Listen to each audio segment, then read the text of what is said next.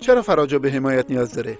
رژیم در حمایت از وحشیگری‌های فراجا تو قم یه نمایش را انداخته. شهادت میدم رئیس قوه قضاییه قرار گرفته در حمایت از این طرح. من شهادت میدم رئیس جمهور در برابر این مراسمی که من الان صحبت میکنم قرار گرفته تا حمایت کنه. اولا نفس راه انداختن این نمایش نشون دهنده نفرت مردم از فراجاست. ثانیاً چرا تاکید میکنه که دولت و قوه قضاییه ازش حمایت میکنن؟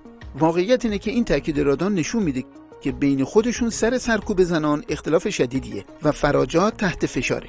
به همین خاطر شهادت میده که ایجه‌ای و رئیسی ازش حمایت میکنن ولی اسمی از قالیباف نمیبره. حالا با این نمایش میخواد موضع خودش رو در تعادل درونی رژیم تقویت کنه، اما اشتباه میکنه.